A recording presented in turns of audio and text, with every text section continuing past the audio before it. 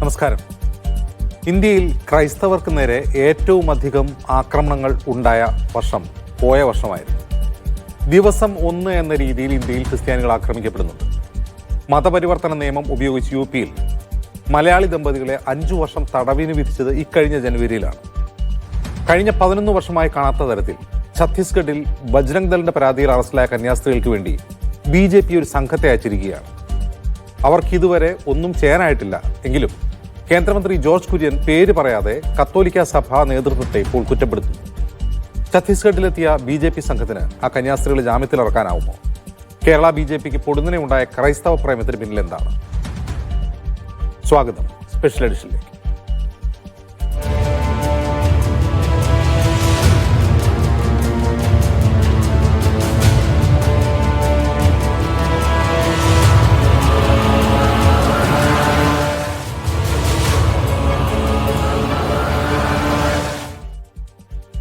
നമ്മോടൊപ്പം CPM വക്താവ് AM Arif MP, Congress നേതാവ് KP Naushad Ali, Christian council പ്രതിനിധി കെന്നഡി കരിമ്പിക്കാല, ഫാദർ അജി പുതിയാപ്പറമ്പിൽ എന്നിവർ ചേരുന്നു. ആദ്യം AM ആരിഫിലേക്ക്. ശ്രീ AM ആരിഫ്, അല്പം മുമ്പ് ജോർജ് കുര്യൻ കേന്ദ്രമന്ത്രി പറയുന്നത് ആ കന്യാസ്ത്രീകളെ ജാമ്യത്തിലിറക്കാനുള്ള നടപടികളൊന്നും ചെയ്യാൻ അവിടെ ആരുമില്ല, കോൺഗ്രസ്സുകാർ വരുന്നുണ്ട്, ഇപ്പോൾ CPMന്റെ സംഘം അവിടെ ഉണ്ടായിരുന്നു, അവരെ ജാമ്യത്തിലിറക്കണമെങ്കിൽ ഈ സഭാ നേതൃത്വം എന്തോ ചെയ്യണമെന്നാണ് അദ്ദേഹം സൂചിപ്പിക്കുന്നത്. എന്താണ് നിങ്ങൾക്ക് ലഭിക്കുന്ന അവസാനത്തെ വിവരം ഇവരുടെ മോചനം സംബന്ധിച്ച്?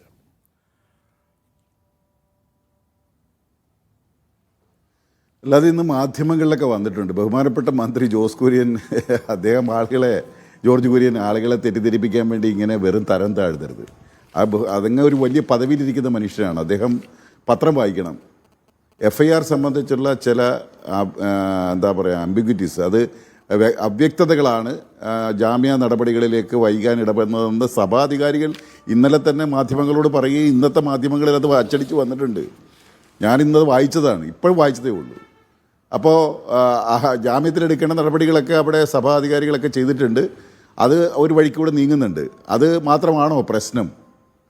ഇന്ന് പുറത്തു വന്നിരിക്കുന്ന വിവരങ്ങളെല്ലാം ക്രൈസ്തവ വിഭാഗങ്ങൾക്ക് നേരെ നടന്നിരിക്കുന്ന, മതവിശ്വാസികൾക്ക് നേരെ ഭരണഘടന അനുശാസിക്കുന്ന അവരുടെ വിശ്വാസമനുസരിച്ച് ജീവിക്കാനുള്ള അവരുടെ അവകാശത്തെയെല്ലാം നിഷേധിച്ചുകൊണ്ട് ഓരോ വർഷവും നടക്കുന്ന ആക്രമണങ്ങളെ കണക്കാണിന്ന് വന്നിരിക്കുന്നത്.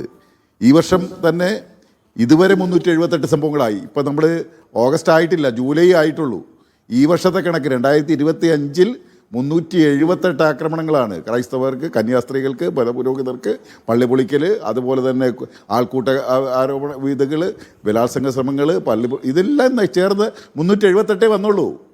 ഇനിയും കിടക്കുക മാസം, ഇനിയും കിടക്കുക. അപ്പോൾ കഴിഞ്ഞ വർഷത്തേക്കാൾ മുന്നിൽ വരുമെന്നാണ് ഇത്തവണത്തെ കണക്ക്. 736, 834 ഇത് കണക്കാണ് കഴിഞ്ഞ കുറേ വർഷങ്ങളായി ഇന്ത്യയിൽ ഉടനീളം നടക്കുന്നത്. ഈ വർഷം തന്നെ നടന്നിട്ടുള്ള ഓരോ സംഭവങ്ങളുടെയും ഡീറ്റെയിൽസ് ഉണ്ട്. അതെല്ലാം വേണേൽ പറയാം. അതെല്ലാം നടക്കണേ. ഇതൊരു റാലി, നമ്മുടെ കുരിശിൻ്റെ വഴി വലിയ പ്രദക്ഷിണം പോലും നടത്താൻ അനുവദിച്ചില്ലല്ലോ ഡൽഹിയിൽ. ഞാൻ പാർലമെൻറ്റിലുണ്ടായിരിക്കുമ്പോൾ അവിടെ പള്ളി ഇടിച്ചു നിരത്തി, ചാപ്പൽ ഇടിച്ചു നിരത്തിയിട്ട് ഞങ്ങളെല്ലാവരും കൂടെ പോയി അവിടെ പോയി പുരോഹിതരെല്ലാം കണ്ട് ആശ്വസിപ്പിക്കുകയുണ്ടായി. ജീവിക്കാൻ രക്ഷയില്ലാത്ത സ്ഥിതിയാണ്, മതവിശ്വാസം വെച്ച് പുലർത്താൻ രക്ഷയില്ലാത്ത സ്ഥിതി. ഇത് ഉൽപ്പാദിപ്പിക്കപ്പെടുന്ന വെറുപ്പിൻ്റെ, വിദ്വേഷത്തിൻ്റെ, അടുത്ത പകയുടെ ആശയം താഴെ തട്ടിലേക്ക് വിതറിക്കഴിഞ്ഞാൽ സംഭവിക്കുന്നതാണ്. ആര് പിടിച്ചാലും കിട്ടൂല. ഇതാര് പിടിച്ചാലും കിട്ടില്ല. ഓരോരുത്തരും ഇത്തരത്തിൽ ചെയ്യുന്ന ചെയ്തികൾക്കെല്ലാം ന്യായീകരിക്കാൻ ആളുള്ളത് കൊണ്ടാണ്, അതിനെല്ലാം അവർ വ്യാഖ്യാനങ്ങൾ കൊടുക്കാൻ ആളുള്ളത് കൊണ്ടാണ്. കേരളത്തിലെ അരമനകൾ തോറും കയറി ഇറങ്ങി അവർക്ക് കേക്ക് കൊടുക്കുക, കേരളത്തിന് വെളിയിൽ തോക്ക് കൊടുക്കുക, തോക്ക് കൊണ്ട് കൈകാര്യം ചെയ്യുക. ഇപ്പുറത്ത് കേക്ക്, അപ്പുറത്ത് തോക്ക്. ഇതാണ് ഇവിടെ നടന്നുകൊണ്ടിരിക്കുന്നത്. അതുകൊണ്ട് ദേവി ഇത് ഈ കേരളത്തിലെ കൂടി നിങ്ങൾ നശിപ്പിക്കാൻ ശ്രമിക്കരുത്. നിങ്ങൾ ഇപ്പം ശ്രമിച്ചുകൊണ്ടിരിക്കുന്നതാണ്.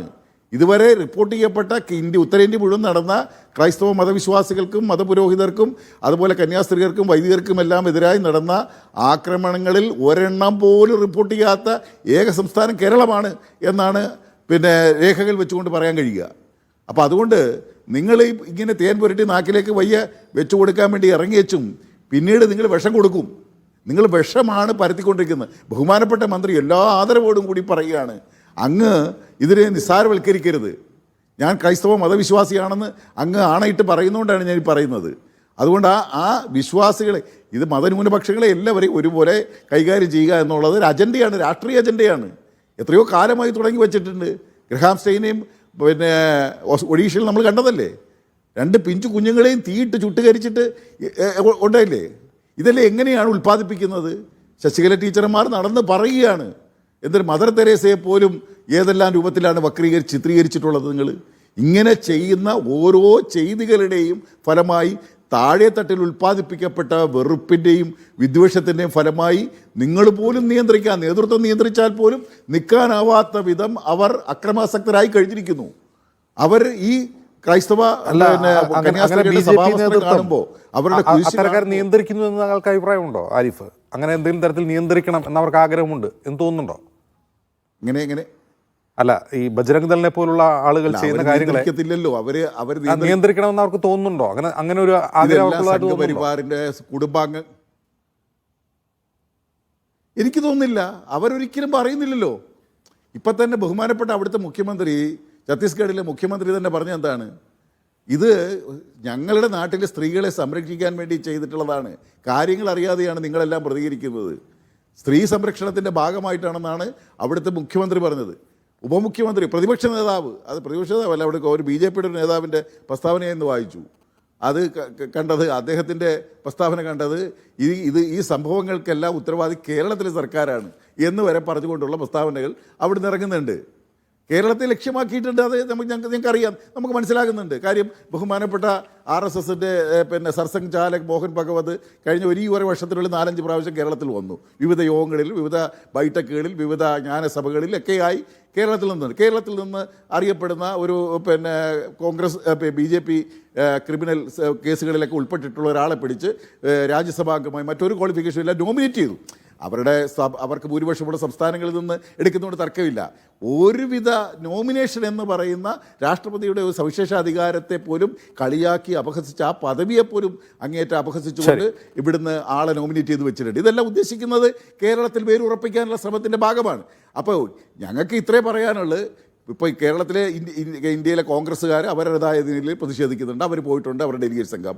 അതുപോലെ ഇടതുപക്ഷത്തിൻ്റെ ഡെലിഗേറ്റ് സംഘം, വൃന്ദാക്കാരായിട്ട് ഉൾപ്പെടെയുള്ള ഏറ്റവും സമുന്നതരായ നേതാക്കന്മാർ, അതുപോലെ MP-മാരെല്ലാവരും പോയിട്ടുണ്ട്. മുഖ്യമന്ത്രി പിന്നെ ബഹുമാനപ്പെട്ട പ്രധാനമന്ത്രിക്കടക്കം കത്തയച്ചിട്ടുണ്ട്. എല്ലാ തരത്തിലും ഇടപെടലുകൾ നടക്കുന്നുണ്ട്. നാട്ടിലെല്ലായിടത്തും നല്ല പ്രതിഷേധം ഉയർന്നു വന്നിട്ടുണ്ട്. ഈ പ്രതിഷേധമാണ് നിങ്ങളിങ്ങനെ ഈ ബജരംഗ് ദൾ ആയാലും RSS ആയാലും ഉൽപ്പാദിപ്പിക്കപ്പെടുന്ന ഈ വെറുപ്പിൻ്റെ രാഷ്ട്രീയം നിങ്ങൾക്ക് പിന്നെ രാമജന്മഭൂമി ക്ഷേത്രത്തെ നിർമ്മിച്ചെങ്കിലും അവിടെ നിൽക്കുന്ന സ്ഥലത്തെ MLA പോലും നിങ്ങൾക്ക് ഉണ്ടാക്കാൻ കഴിഞ്ഞിട്ടില്ല. നിങ്ങൾ മനസ്സിലാക്കണം. ആ നാട്ടിലെ പോലും നിങ്ങൾക്ക് ഇതാണ് നിങ്ങൾ മനസ്സിലാക്കേണ്ടത്. മന്ത്രി ജോർജ് കുര്യൻ ഈ സഭാ നേതൃത്വത്തെ ഇൻഡയറക്റ്റ് ആയിട്ട് കുറ്റപ്പെടുത്തുകയാണ്. ഉത്തരവാദിത്തപ്പെട്ടവർ അവിടെ വരണം, ജാമ്യത്തിലിറക്കണം എന്നാണ് പറയുന്നത്. ഒരു മന്ത്രിക്ക് ചിലപ്പോൾ ജാമ്യാപേക്ഷയുമായിട്ട് പോകാൻ കഴിയണമെന്നില്ല. ഇപ്പോൾ BJPയുടെ ഒരു സംഘം അവിടെ ചെന്നിട്ടുണ്ട്. അവർക്കും ചിലപ്പോൾ ജാമ്യാപേക്ഷയുമായി ബന്ധപ്പെട്ട് എന്തെങ്കിലും ചെയ്യാൻ കഴിയുമോ എന്ന് അറിയില്ല. എന്തുകൊണ്ടാകും അങ്ങനെ ഒരു പരാമർശം ജോർജ് കുര്യനിൽ നിന്നുണ്ടാവുന്നത്? ശ്രീ ജോർജ് കുര്യൻ, ബഹുമാനപ്പെട്ട മന്ത്രി, അദ്ദേഹത്തിന് രാജ്യത്തിൻ്റെ നിയമങ്ങളൊക്കെ അറിയാവുന്ന ആളാണ് എന്നാണ് ഞാൻ വിചാരിക്കുന്നത്. ബിഷപ്പ് ചെന്നിട്ടാണോ അവിടെ നിന്ന്, അല്ലെങ്കിൽ ഇവിടുത്തെ ക്രൈസ്തവ നേതാക്കന്മാർ ചെന്നിട്ടാണോ അവിടെ നിന്ന് ആ സിസ്റ്റർമാരെ ഇറക്കിക്കൊണ്ട് വരേണ്ടത്? ഈ രാജ്യത്തിന് ഒരു നിയമമില്ലേ, ഒരു ഭരണഘടനയില്ലേ? ആ സിസ്റ്റർമാരെ അവിടെ തുറുങ്കിലടച്ചിരിക്കുന്നത് ഈ രാജ്യത്തിൻ്റെ ഭരണഘടനയെയും അതുപോലെ തന്നെ നിയമ സംവിധാനത്തെയും നഗ്നമായിട്ട് ക്രൂരമായിട്ട് പീഡിപ്പിച്ചുകൊണ്ടല്ലേ, നിയമത്തെ പീഡിപ്പിച്ചുകൊണ്ടാണ് നമ്മുടെ പ്രിയപ്പെട്ട ബഹുമാനപ്പെട്ട സിസ്റ്റേഴ്സിനെ അവരവിടെ തടങ്കലിലാക്കിയിരിക്കുന്നത്. ഒന്ന് ചിന്തിച്ചു നോക്കിക്കേ, ആ സിസ്റ്റർമാർ എന്ത് കുറ്റമാണ് ചെയ്തത്? എന്താണ് അവർ ചെയ്ത തെറ്റ്? പാവപ്പെട്ട 3 പെൺകുട്ടികൾക്ക് അവരുടെ ക്ലിനിക്കിൽ ജോലി കൊടുക്കാൻ വേണ്ടി ശ്രമിച്ചതോ? പിന്നെ ചിലർ പറയുന്ന കേട്ടു അവരെന്തിനാ പോയി കൂട്ടിക്കൊണ്ട് വന്നത്? ആ പാവപ്പെട്ട പെൺകുട്ടികൾക്ക്, ആ പാവങ്ങൾക്ക് അറിയാം, ഈ ട്രെയിനിൽ കയറിയൊന്നും നടന്ന് പരിചയം ഉണ്ടാവില്ല. അവരെ അവിടെ ചെന്ന് കൂട്ടിക്കൊണ്ട് വന്ന് സ്വന്തം സ്ഥലത്തേക്ക് ജോലി കൊടുക്കാൻ വേണ്ടിയാണ് അവർ കൊണ്ടുപോയത്. അങ്ങനെ കൊണ്ടുപോയ അവരെ എന്തിൻ്റെ പേരിലാണ് അവരെ അറസ്റ്റ് ചെയ്തത്? 2 നിയമങ്ങൾ. ഏതൊക്കെയാണ് ആ നിയമം? ഒന്ന് BNS 143. അതെന്താ പറയുന്നത്? മനുഷ്യക്കടത്ത്. ഈ സിസ്റ്റർമാർ എവിടെയാണ് മനുഷ്യരെ കടത്തിയത്? അവർ ഇത്രയും കാലം ഈ ഭാരതത്തിൽ മനുഷ്യരെ സ്നേഹിച്ചിട്ടേ ഉള്ളൂ. അവർ മനുഷ്യർക്ക് വേണ്ടി സ്വന്തം ജീവൻ കളഞ്ഞിട്ടേ ഉള്ളൂ. ഇവിടെ ഏത് സിസ്റ്റർമാരാണ് ഇവിടെ മനുഷ്യരെ കടത്തിയിട്ടുള്ളത്? അവർ മനുഷ്യരെ എടുത്തു, മനുഷ്യരെ സ്നേഹിച്ചു, മനുഷ്യരുടെ മുറിവുകൾ വെച്ച് കെട്ടി. കൽക്കത്തയിലെ തെരുവുകൾ തൊട്ട് അങ്ങ് നോർത്ത് ഇന്ത്യയിലെ അങ്ങ് കുഗ്രാമങ്ങളിൽ വരെ സിസ്റ്റർമാരെത്തിയിട്ടുണ്ട്. അത് കേരളത്തിലെ മാധ്യമപ്രവർത്തകർ പലപ്പോഴും അത് പറഞ്ഞിട്ടുണ്ട്. ഇനി രണ്ടാമത്തെ നിയമം എന്താ അവർ കൂട്ടിച്ചേർത്തേക്കുന്നത്? രണ്ടാമത്തെ നിയമം അവിടെ തന്നെയുള്ള ഒരു നിയമം, ആന്റി കൺവേർഷൻ ലോ 1968 നിയമം അനുസരിച്ച് അതിൽ 4-ാം വകുപ്പ് അനുസരിച്ച് ഒരെണ്ണം കൂടി വെച്ചു കൊടുത്തേക്കാണ്. എന്താണ് അവർ ഫോഴ്സ്ഫുൾ ആയിട്ട് അവരെ കൺവേർട്ട് ചെയ്തുവെന്ന്, അവരെ മതം മാറ്റിയെന്ന്. എന്ത് ക്രൂരമാണ് ഈ ചെയ്യുന്നത്!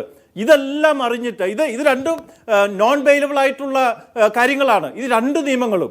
അപ്പോൾ അവിടുത്തെ മജിസ്ട്രേറ്റിന് ഇത് കൊടുക്കാൻ പറ്റുമോ? അപ്പം അന്യായമായി അവരുടെ സംഘടിതമായിട്ട് ആൾക്കൂട്ട വിചാരണയിലൂടെ ഈ പാവം സിസ്റ്റേഴ്സിനെ, മനുഷ്യർക്ക് നന്മ മാത്രം ചെയ്യുന്ന ഈ സിസ്റ്റേഴ്സിനെ അവർ ആൾക്കൂട്ട വിചാരണ നടത്തി അന്യായമായ കുറ്റങ്ങൾ ചാർത്തി തുറുങ്കിലടച്ചിട്ട് ഇനി ഇവിടെ നിന്ന് ബിഷപ്പുമാർ എന്നിട്ട് വേണോ അവരെ പുറത്തിറക്കാനായിട്ട്? എന്തൊരു നിയമ പരിജ്ഞാനമില്ലാതെയാണ് ബഹുമാന്യനായ മന്ത്രി സംസാരിക്കുന്നത്. എങ്ങനെയാണ് ചെയ്യേണ്ടിരുന്നത്? തെറ്റായി ആദ്യം ചെയ്യേണ്ട കാര്യം എന്താണ്? ആ ഗവൺമെന്റ് ആ സിസ്റ്റർമാരുടെ പേരിൽ ചാർത്തിയിരിക്കുന്ന വളരെ തെറ്റായിട്ടുള്ള ആ 2 സെക്ഷൻസും ഇമ്മീഡിയറ്റ് ആയിട്ട് റിമൂവ് ചെയ്യണം. എന്താ അവർ ചെയ്ത തെറ്റ് ചെയ്ത ബാക്കിയുള്ളവരാണ്. ഈ സിസ്റ്റേഴ്സിനെ അവിടെ തടഞ്ഞു വെച്ചു, ചോദ്യം ചെയ്തു, ആൾക്കൂട്ട വിചാരണ നടത്തി, അസഭ്യ വാക്കുകൾ പറഞ്ഞു. അതുപോലെ തന്നെ എന്താ ചെയ്തത്? അവർ പറഞ്ഞ അനുസരിച്ച് അവരെ അറസ്റ്റ് ചെയ്ത് അവരെ ജയിലിലാക്കി. അപ്പം ബഹുമാനപ്പെട്ട മന്ത്രി, കേരളത്തിൽ നിന്നുള്ളൊരു മന്ത്രി, അദ്ദേഹം ക്രിസ്ത്യാനിയോ ഹിന്ദുവോ മുസ്ലിമോ എന്നുള്ള ഒന്നും നമ്മൾ കേരളീയരെ സംബന്ധിച്ച്, ഭാരതീയരെ സംബന്ധിച്ച് പ്രധാനപ്പെട്ട കാര്യമല്ല. അദ്ദേഹം ഒരു ഇന്ത്യൻ പൗരനാണ്. ഇന്ത്യൻ ഭരണഘടനയെ തൊട്ട് സത്യപ്രതിജ്ഞ ചെയ്ത ആ മന്ത്രി ചെയ്യേണ്ട ഒരേ ഒരു കാര്യം, എന്റെ ക്വസ്റ്റ്യൻ, അദ്ദേഹം ഏതെങ്കിലും വിധത്തിൽ പ്രതികരിക്കുന്നെങ്കിലുമുണ്ടല്ലോ. നോക്കൂ ഫാദറാജി, ഇപ്പോൾ BJP ഒരു സംഘത്തെ അങ്ങോട്ട് അയച്ചിരിക്കുന്നു. കേന്ദ്രമന്ത്രി എന്ന നിലയിൽ ജോർജ് കുര്യൻ അതിനോട് പ്രതികരിക്കുന്നു. അപ്പോൾ നോക്കുക, ഈ കഴിഞ്ഞ ജനുവരിയിലാണ് UP യിൽ 2 ദമ്പതികളെ ഇതേ മതപരിവർത്തന നിരോധന നിയമം അനുസരിച്ച് അറസ്റ്റ് ചെയ്യുകയും അവർ 5 വർഷം തടവിന് ശിക്ഷിക്കുകയും ചെയ്തു. ആരും ഉണ്ടായിരുന്നില്ല, ജാമ്യത്തിൽ ഇറക്കുന്നത് പോട്ടെ, ഒരു മനുഷ്യൻ അവർക്ക് വേണ്ടി ഉണ്ടായിരുന്നില്ല. 2023 ഇതേ മധ്യപ്രദേശിൽ സമാനമായി ഒരു കേരളീയരായ വൈദികനെ അദ്ദേഹത്തിന്റെ കൂട്ടാളികളായ വൈദികരെയും ഇതേ മതപരിവർത്തന നിരോധന നിയമം ഉപയോഗിച്ച് അറസ്റ്റ് ചെയ്തു. ഒരാളുണ്ടായില്ല. ഇതൊക്കെ ഇവരുടെ പരാതിയിലാണ്, ആരുടെയെങ്കിലും ഒക്കെ പരാതിയിൽ. ഇപ്പോൾ BJP പ്രതികരിക്കുന്നുവെങ്കിലും ചെയ്യുന്നില്ലേ? ആ പാർട്ടി പ്രതികരിക്കുന്നില്ലേ? ഒരു കേന്ദ്രമന്ത്രി സംസാരിക്കുന്നില്ലേ? അവർ ഒരു എമ്പതി പ്രകടിപ്പിക്കുന്നില്ലേ? ഈ എമ്പതിയിലൊന്നും വലിയ കാര്യമില്ല. അവിടെ ആക്രമിക്കുന്ന അവർ തന്നെയാണ് ഇവിടെ കേക്കുമായി വരുന്നത്. അവിടെ നമുക്ക് കുറ്റപത്രം നൽകുന്നവരാണ് ഇവിടെ പ്രശംസാ പത്രവുമായിട്ട് അരമനകൾ കയറി ഇറങ്ങുന്നത്. ഇത് ഇരട്ടത്താപ്പാണ്. ഇതൊരിക്കലും വിശ്വസിക്കരുത്. ഇതിൽ എന്ത് ആത്മാർത്ഥതയാണുള്ളത്? ഇതൊക്കെ ഇവിടെ നിന്ന് 4 വോട്ട് കിട്ടുമെന്ന് വിചാരിച്ച് ചെയ്യുന്നതാണ്. പക്ഷേ കേന്ദ്രമന്ത്രിയും അതുപോലെ തന്നെ BJP സുഹൃത്തുക്കളും ഒക്കെ മനസ്സിലാക്കേണ്ട ഒരു കാര്യം, കേരളത്തിലെ മുഴുവൻ പൗരന്മാരും, അത് ഹിന്ദുവും ക്രിസ്ത്യാനിയും മുസ്ലിമും മതമില്ലാത്തവരും ഒക്കെ രാഷ്ട്രീയ ബോധമുള്ളവരും രാഷ്ട്രീയ വിദ്യാഭ്യാസമുള്ളവരുമാണ്. നിങ്ങളുടെ കേക്ക് കണ്ടിട്ടോ അല്ലെങ്കിൽ നിങ്ങളുടെ ഇവിടുത്തെ പ്രശംസാപത്രം കണ്ടിട്ടോ വോട്ട് ചെയ്യുന്നവരല്ല കേരളത്തിലെ ജനങ്ങൾ. മതമുള്ളവരും മതമില്ലാത്തവരും ക്രിസ്ത്യാനികളും എല്ലാവരും. ഇത് കേന്ദ്രമന്ത്രിയും അതുപോലെ തന്നെ ഇങ്ങനെയുള്ള ആളുകൾ മനസ്സിലാക്കേണ്ടതാണ്. അതുകൊണ്ട് അവരുടെ പ്രതികരണം തികച്ചും അനാത്മാർത്ഥമാണ്. എനിക്ക് ആ പ്രതികരണത്തിൽ യാതൊരു വിലയും തോന്നുന്നില്ല.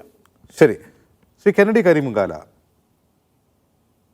കേരളത്തിന് പുറത്ത് ഇന്ത്യയിലെ മറ്റിടങ്ങളിൽ ദിനംതോറും ക്രൈസ്തവർ ആക്രമിക്കപ്പെടുന്നു. അക്രോസ് ഓൾ ചർച്ച് ഡിനോമിനേഷൻ എല്ലാവരും ആക്രമിക്കപ്പെടുന്നു, നിയമപരമായും അല്ലാതെയും. നിയമപരമായി എന്ന് പറഞ്ഞാൽ ഒരു മതപരിവർത്തന നിരോധന നിയമമുണ്ട്. അത് ആരെങ്കിലും ഒരാൾ പരാതി കൊടുത്താൽ അറസ്റ്റ് ചെയ്യുക, ജയിലിലടയ്ക്കുക. ഇതാണ് അവിടെയുള്ളൊരു നാം കാണുന്ന രീതി. ഇപ്പോൾ അതേ BJP ഭരിക്കുന്ന അതേ സംസ്ഥാനങ്ങളിൽ നടക്കുന്ന കാര്യങ്ങൾ നമ്മൾ കണ്ടുകൊണ്ടിരിക്കുകയാണ്. അതേസമയം ഇവിടെയാകട്ടെ കേരളത്തിൽ BJP അത്തരം അക്രമങ്ങൾക്ക് എതിരാണെന്ന് തോന്നലുണ്ടാക്കുന്നതാണ്. ഇപ്പോൾ ഒരു സംഘം BJPയുടെ ഛത്തീസ്ഗഡിലേക്ക് പോയിരിക്കുന്നു. കേന്ദ്രമന്ത്രി തന്നെ ഈ അറസ്റ്റിലായ കന്യാസ്ത്രീകൾക്ക് വേണ്ടി സംസാരിക്കുന്നു. ഇത് ഫാദർ അജി പറഞ്ഞതുപോലെ ഇരട്ടത്താപ്പല്ലേ? അജിംസെ, ഞാൻ ആദ്യം തന്നെ പറയാം, ഒരു ഭരണഘടനാ പൊസിഷനിൽ ഇരുന്നു കൊണ്ട് അതും കോടതിയിലിരിക്കുന്ന ഒരു വിഷയത്തിൽ സബ്ജുഡീസ് ആവും. ആ ഒരു വിവരവും ബോധ്യവും ഉള്ളതുകൊണ്ട് വളരെ പക്വതയോടെ മന്ത്രി സംസാരിച്ചതായിട്ടാണ് ഒരു ഭരണഘടനയിൽ വിശ്വസിക്കുന്ന ഒരാളെന്ന നിലയിൽ എൻ്റെ ആദ്യത്തെ അഭിപ്രായം. എനിക്ക് അങ്ങനെയാണ് അത് ഫീൽ ചെയ്യപ്പെട്ടത്. അത് മാത്രമല്ല, അദ്ദേഹം പറഞ്ഞത് ബന്ധപ്പെട്ടവർ എത്രയും പെട്ടെന്ന് കന്യാസ്ത്രീകൾക്ക് വേണ്ടി ഇടപെടണം എന്ന് പറഞ്ഞു. കന്യാസ്ത്രീകൾ നമുക്ക് നോക്കിയാൽ കാണാൻ കഴിയും, അവർ സഭാവസ്ത്രം സ്വീകരിച്ച് സഭയുടെ ഏതെങ്കിലും ഒരു കോൺഗ്രിഗേഷനിൽ അംഗമായ ഒരു വൗ എടുത്തു കഴിഞ്ഞാൽ അവരുടെ സ്വന്തം മാതാപിതാക്കളെ, കുടുംബാംഗങ്ങളെയൊക്കെ അവർ ഉപേക്ഷിച്ചതായിട്ടാണ് ഒരു സങ്കല്പം. പിന്നെ അവർക്കെല്ലാം സഭയാണ്. സ്വന്തം മാതാപിതാക്കൾ നൽകുന്ന പേര് പോലും അവർ പിന്നെ ഉപയോഗിക്കാറില്ല. സഭയിൽ പിന്നെ വേറൊരു പേരൊക്കെയാണ്. അപ്പോൾ അവരുടെ എല്ലാം പിന്നെ സഭ തന്നെയാണ്. ആ അർത്ഥത്തിൽ നോക്കിയാൽ ബഹുമാനപ്പെട്ട മന്ത്രി പറഞ്ഞതിൽ തെറ്റില്ല. അവർക്ക് വേണ്ടി ഇടപെടേണ്ടത് സഭ തന്നെയാണ്. സഭ തന്നെയാണ് എല്ലാം അവർക്ക്. അതിൽ തെറ്റില്ല. അത് എൻ്റെ ഫസ്റ്റ് സ്റ്റേറ്റ്മെൻറ്റ്. ഇനി ഞാൻ ഈ ഒരു വിഷയത്തെക്കുറിച്ച് പറഞ്ഞാൽ വളരെ അപലപനീയമായ ഒരു കാര്യമാണ്, പ്രതിഷേധാർഹമാണ് ഇത്തരത്തിലൊരു അവസ്ഥ ഈ ഇന്ത്യയിൽ ഉണ്ടാകുന്നത്. ഇത്രയും ശക്തമായ നിയമങ്ങളടക്കം എല്ലാം നിലനിൽക്കുന്ന ഒരു സ്ഥലത്ത് കന്യാസ്ത്രീകളെ ആദിവാസി പെൺകുട്ടികളുടെ കൂടെ കണ്ടു, അല്ലെങ്കിൽ അവരെ എന്തെങ്കിലും തെറ്റ് ചെയ്തു എന്നുള്ള നിലയിൽ ആരെങ്കിലും പരാതിപ്പെടുന്നു എന്നുള്ളതല്ല, തെറ്റ് ചെയ്തു എന്നുള്ളതോ അതിൻ്റെയൊക്കെ അപ്പുറമായി നമ്മളൊക്കെ കണ്ട വീഡിയോയിൽ ഒരു സ്ത്രീ അടക്കം ചിലർ ഒരു എന്താ പറയുക, അതിനൊക്കെ ഒരു ഗുണ്ടായിസം, ഒരു ഹൂളിഗാനിസം, ആ രീതിയിലേക്ക് ഇടപെടുന്നത് നമ്മൾ കണ്ടു. കെന്നഡി കരിമുകാർ ആദ്യമായിട്ട് കാണുന്നതുകൊണ്ടാണ് ഞെട്ടൽ. കഴിഞ്ഞ 11 വർഷമായിട്ട് ദിവസവും ഇത് കണ്ടുകൊണ്ടിരിക്കുന്നവരാണ്. ഞാൻ ആദ്യമായിട്ടല്ല. ഈ കഴിഞ്ഞ ജൂണിൽ ഒഡീഷയിൽ 90 വയസ്സായ ഒരു പാതിരിയെ, അദ്ദേഹം ലത്തീൻ റീത്തിൽപ്പെട്ട ഒരാളാണ്, ഒഡീഷയിൽ കയറി ആക്രമിച്ചു. 90 വയസ്സായതിനെ കത്തി ഉപയോഗിച്ചാണ് ആക്രമിച്ചത്. അതെ, ഞാൻ ഇത് ഒരുപാട് ഇത്തരത്തിൽ കണ്ടില്ല എന്ന് വേണേൽ പറയാം. കാരണം കൂടുതലും കാണുന്നത് ഞാൻ മറ്റൊരു വിഭാഗത്തിലാണല്ലോ. അത് എന്നെ കൊണ്ട് പറയിക്കണ്ട. ഈ ഘട്ടത്തിൽ കഴുത്ത് കണ്ടിക്കുന്നതൊക്കെ ഞാൻ കണ്ടിരിക്കുന്നത് മറ്റൊരു വിഭാഗത്തിലാണ്. ഞാൻ അതിലേക്ക് ഇപ്പം കിടക്കുന്നില്ല. അജിൻസ് അതിലേക്ക് വഴിവെട്ടിയത് കൊണ്ട് പറഞ്ഞതാണ്, അല്ലെങ്കിൽ ഞാൻ പറയാൻ ഉദ്ദേശിച്ചതല്ല. ഞാൻ അതിലേക്കല്ല വഴിവെട്ടിയത്. ഞാൻ വഴിവെട്ടിയത് നിങ്ങളിപ്പോൾ ഈ വീഡിയോ കൊണ്ട് ഞെട്ടി എന്ന് പറഞ്ഞുകൊണ്ടാണ്. 11 വർഷമായി ഞെട്ടിക്കൊണ്ടിരിക്കുകയാണ് ഞങ്ങളെ കണ്ടുകൊണ്ടിരിക്കുകയാണ് ഈ വീഡിയോ ഒക്കെ. അല്ല, ഇത് കണ്ടാൽ മാത്രമേ അജിൻസ് ഞെട്ടു. അതായത് പിന്നെ അതിലേക്ക് പോകണ്ട, അത് വിട്ടുകള അജിൻസ്. ഏതായാലും ഈ വിഷയത്തിൽ ഒരു ജനാധിപത്യം നിലനിൽക്കുന്ന തെരഞ്ഞെടുക്കപ്പെട്ട ഒരു സർക്കാർ ഭരിക്കുന്ന ഒരു സംസ്ഥാനത്ത് ഇത്തരത്തിൽ സഭാവസ്ത്രം ധരിച്ചു എന്നുള്ളത് കൊണ്ട് അവർക്ക് പ്രത്യേക പ്രിവിലേജ് ഒന്നുമില്ല. ഇന്ത്യയിലെ പൗരന്മാർ മാത്രം. അവരുടെ നേരെ പോലീസോ അല്ലെങ്കിൽ ഭരണഘടനാനുസൃതമായ എന്തെങ്കിലും നടപടികളോ എടുക്കുന്നതിനെ കുറിച്ച് ഞാൻ പറഞ്ഞല്ലോ, പൗരൻ എന്നുള്ള നിലയിൽ എനിക്ക് യാതൊരു പരാതിയില്ല. ഇതിന്റെ കാരണം അവർ തെറ്റ് ചെയ്തെങ്കിൽ അത്തരത്തിലുള്ള ട്രയൽ നടത്തി അത് ശിക്ഷിക്കണമെങ്കിൽ യാതൊരു തെറ്റുമില്ല. കാരണം ഒരു പ്രിവിലേജും അവർക്ക് തരണ്ട, അതിന്റെ ആവശ്യമില്ല. പക്ഷേ ഇത്തരത്തിലൊരു ഹൂളിഗാനിസം നടത്താൻ ആരധികാരം കൊടുത്തു? അവിടെയാണ് ചോദ്യം. അവര് ഒരു ആദിവാസി പെൺകുട്ടിയാണ് നിയമപരമായ 3-4 പേരെ കൊണ്ടുവന്നത്. ആ സംസ്ഥാനത്ത് നിലനിൽക്കുന്ന ഒരു നിയമപ്രകാരമാണ് കെന്നഡി അവരെ അറസ്റ്റ് ചെയ്തിട്ടുള്ളത്. അത് ആന്റി കൺവെൻഷൻ ലോ ആണ്. ആ നിയമം അനുസരിച്ച് അറസ്റ്റ് ചെയ്തിട്ടുള്ളത്. അപ്പൊ നിങ്ങൾ ആ അറസ്റ്റിനെ പോലും പിന്തുണയ്ക്കുകയാണോ? അതെ, അതായത് കോൺഗ്രസ് സർക്കാർ കൊണ്ടുവന്ന ഒരു നിയമമാണ്. ആ നിയമം മാറി വരുന്ന ജനാധിപത്യ സർക്കാരുകൾക്ക് പിന്തുടരേണ്ടി വരും. അതിപ്പോഴും അവിടെ നിലനിൽക്കുന്നു. ഇറ്റ് പെർപെച്യുവേറ്റ്സ്. സോ ആ ഒരു രീതിയിൽ മുന്നോട്ട് പോകുമ്പോൾ നിയമ നടപടികൾ ആ രീതിയിൽ മുന്നോട്ട് പോകുന്നതിൽ തെറ്റില്ല. പ്രത്യേകിച്ച് അതൊരു ഗോത്രവർഗ കുട്ടികളാണെന്നാണ് മനസ്സിലാക്കുന്നത്.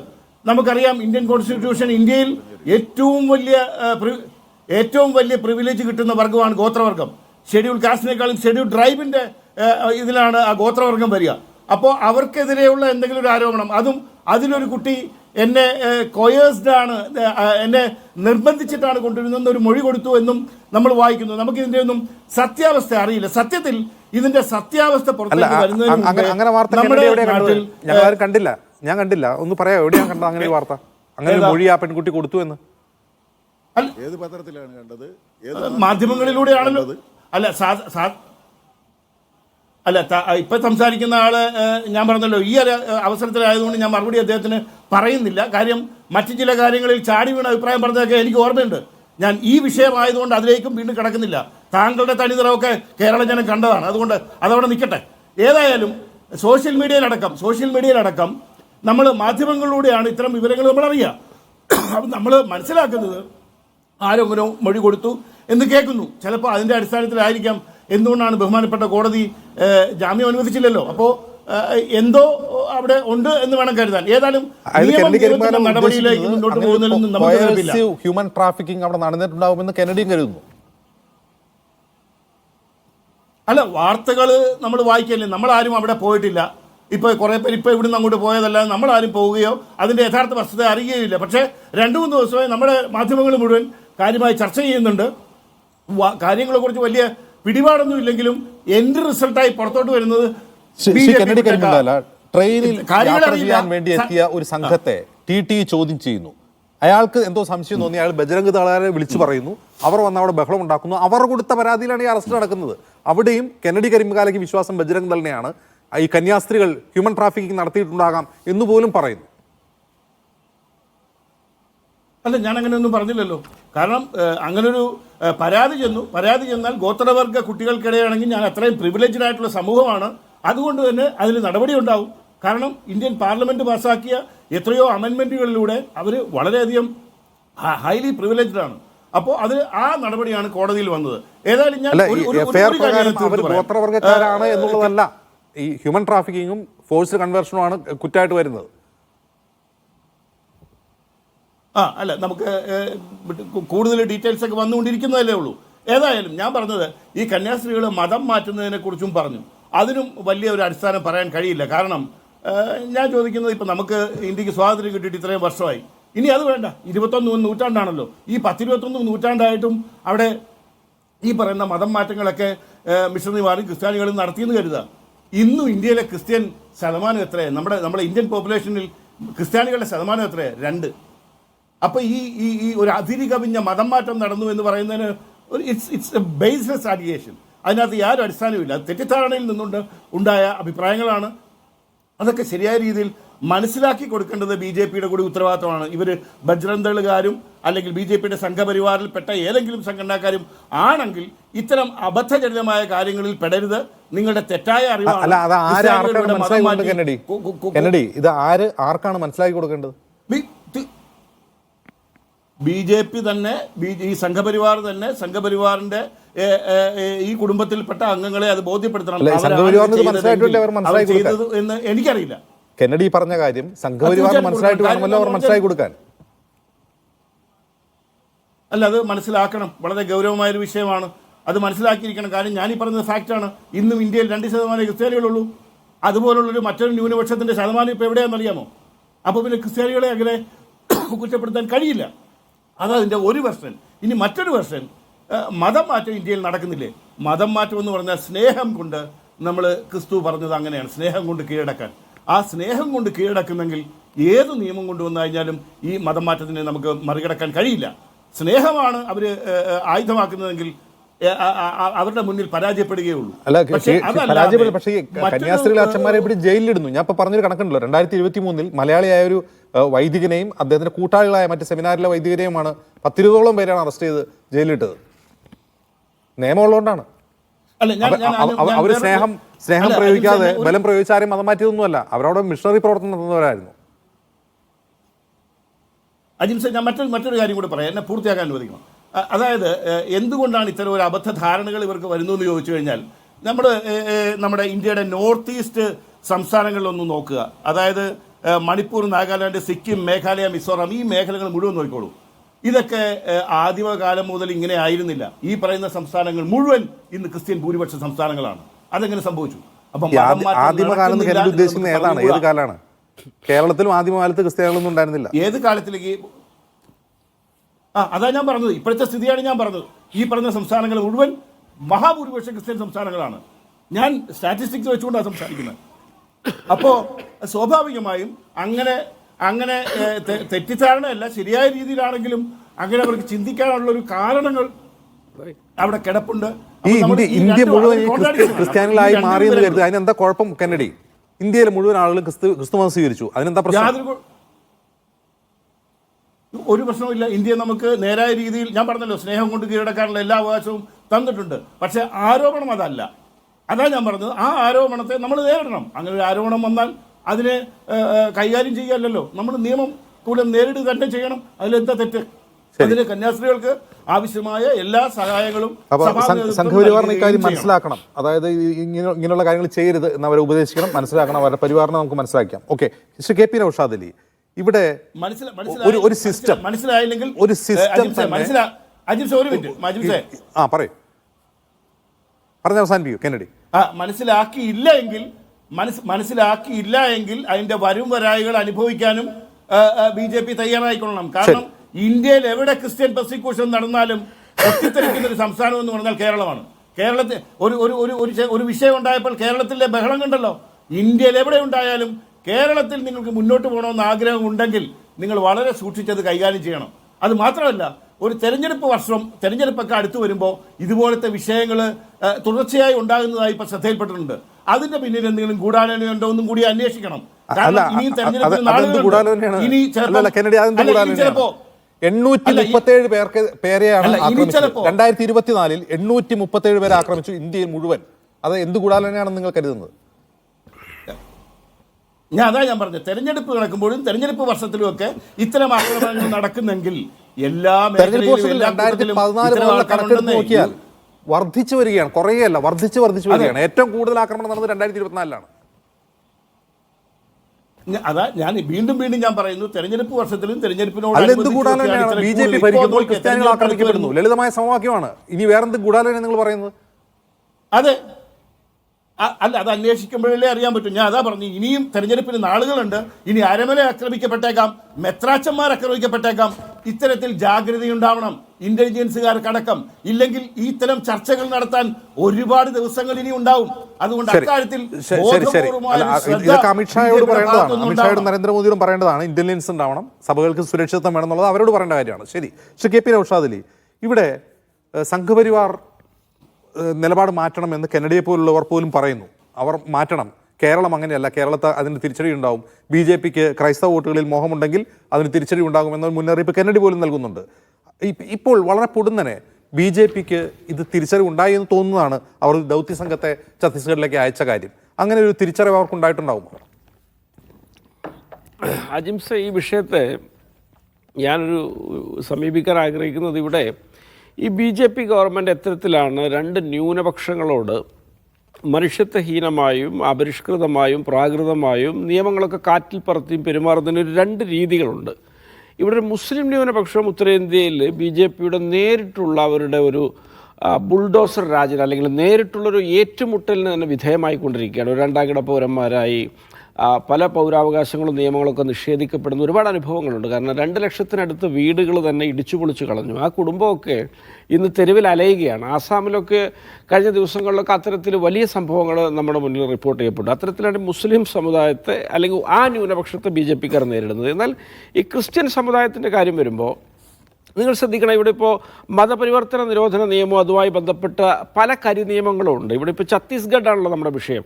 ഛത്തീസ്ഗഡ് മധ്യപ്രദേശായിരുന്ന കാലത്ത് 68 ഒരു നിയമം അവിടെയുണ്ട്. അതൊരു നിരുപദ്രവകാരിയായ നിയമമായിരുന്നു.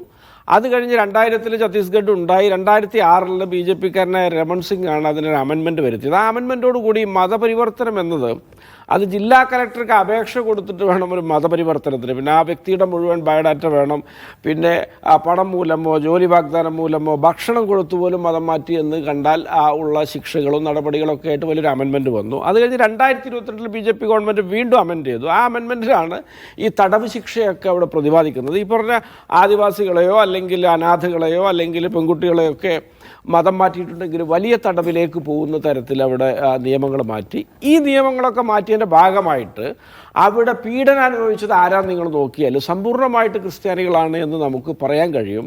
അതിൽ കത്തോലിക്കരെന്നോ നോൺ കത്തോലിക്കെന്നൊന്നും ഭേദമില്ല. ബിലാസ്പൂർ കേസുണ്ട് നമ്മുടെ മുന്നിൽ, അതുപോലെ തന്നെ ജാസ്പൂർ കേസുണ്ട്, നാരായൺപൂർ കേസുണ്ട്, സ്വർജോഗോ കേസുണ്ട്. ഇതൊക്കെ വിവിധ തരത്തിലുള്ള കൺവേർഷനുമായിട്ടും ഇതുപോലുള്ള മതപരിവർത്തനം, പിന്നെ മനുഷ്യക്കടത്ത്, തട്ടിക്കൊണ്ടുപോകൽ, ബലാത്സംഗം, പല പലതരത്തിലുള്ള വകുപ്പുകൾ ചുമത്തപ്പെട്ട കേസുകളാണ്. ഈ കേസുകളിലൊക്കെ നൂറുകണക്കിന് മനുഷ്യന്മാർ അവിടെ ജയിലുകളിൽ കഴിയുകയാണ്. അത് മുഴുവൻ ക്രിസ്ത്യൻ സമുദായത്തിൽപ്പെട്ട ആളുകളാണ്. അതിന് പ്രത്യേകിച്ചൊരു ഡിനോമിനേഷൻ്റെ ഭേദമൊന്നുമില്ല. അപ്പോൾ BJP സംബന്ധിച്ചിടത്തോളം ഈ രണ്ട് ന്യൂനപക്ഷങ്ങളെയും വ്യത്യസ്ത രീതിയിൽ അവർ അപരിഷ്കൃതമായ രീതിയിൽ നേരിട്ടുകൊണ്ട് അവരുടെ ഒരു ഫനാറ്റിക്കായ രാജ്യം സ്ഥാപിച്ചാണ് പല BJP ഭരിക്കുന്ന ഉത്തരേന്ത്യൻ സംസ്ഥാനങ്ങളിൽ പ്രത്യേകിച്ചും കാര്യങ്ങൾ മുന്നോട്ട് പോകുന്നത്. അപ്പോൾ അതാണ് ഇവിടെ നടന്നിട്ടുള്ളത്. ഇതിപ്പോൾ ഇവിടെ കെന്നഡി കരിമ്പുകാലിലേക്ക് ഇങ്ങനെ പറയുമ്പോൾ എനിക്ക് മറ്റേ പഴയ നാസി ജർമ്മനിയുടെ കാലത്തൊരു ഹെൽമുട്ട് വിൽബർഗ് ഉണ്ടായിരുന്നു, ഒരു ജ്യൂ ആയിരുന്നു. അദ്ദേഹം പരസ്യമായിട്ട് നാസി പ്രസ്ഥാനത്തിന് പിന്തുണ പ്രഖ്യാപിച്ചൊരു കഥയൊക്കെ എനിക്ക് ഓർമ്മ വരികയാണ്. അതുപോലെ തന്നെ അവിടെ ജൂയിഷ് കൗൺസിൽ ഉണ്ടായിരുന്നു. അവർ നാസികളുമായിട്ട് പല ധാരണകളും ഉണ്ടാക്കാൻ ശ്രമിച്ചിരുന്നു.